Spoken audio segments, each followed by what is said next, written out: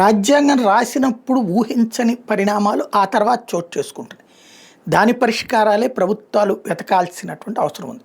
ఒకటి మంచి పని చేశారు. మొన్న అరవింద్ కేజ్రీవాల్ ఉదంతం చూశాక అంతకుముందు ముఖ్యమంత్రులు ఎవరైనా అరెస్ట్ అయ్యే పరిస్థితి ఉందంటే వాళ్ళు రాజీనామాలు చేసి వాళ్ళ కుటుంబ సభ్యులను బంధువులను పెట్టెళ్ళేవాళ్ళు. మన కళ్ళెదురుగుండా మొన్న మధ్యన ఏదైతే జార్ఖండ్ ముఖ్యమంత్రి హేమంత్ సోరెన్ తను జైలుకి వెళ్తా వాళ్ళ ఆవిడని పెట్టి వెళ్ళటం, లేదంటే ఇదే ఇంకొక అతను వాళ్ళ సహచరుని, అట్లాగే ఆ మధ్యన జయలలిత వచ్చేటప్పటికి పళనిస్వామిని పెట్టెళ్ళింది, లాలూ ప్రసాద్ వాళ్ళ భార్యను పెట్టెళ్ళాడు.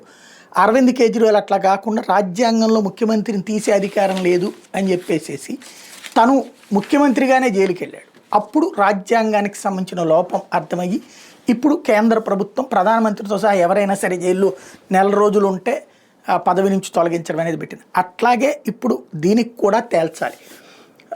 ఇవాళ బీజేపీ అధికారంలో ఉంది కాబట్టి బీజేపీకి సంబంధించిన గవర్నర్లు ప్రభుత్వాలు ఇబ్బంది పెడుతున్నారు. రేపు పొద్దున కాంగ్రెస్ అధికారంలోకి వస్తే వాళ్ళ గవర్నర్లు ఇబ్బంది పెడతారుగా. ఎందుకంటే అక్కడేం వాళ్ళు నిష్పాక్షికంగా పనిచేయట్లేదు. గవర్నర్ల వ్యవస్థను మిస్యూజ్ అరాచకంగా చేసింది కాంగ్రెస్. దాన్ని పరిష్కరించేటటువంటి క్రమంలో తప్పులు చేస్తున్నది బీజేపీ. తప్పులు చేస్తుంది, చెయ్యట్లేదని చెప్తే అంతకంటే మూర్ఖత్వం అమాయకత్వం ఉండదు.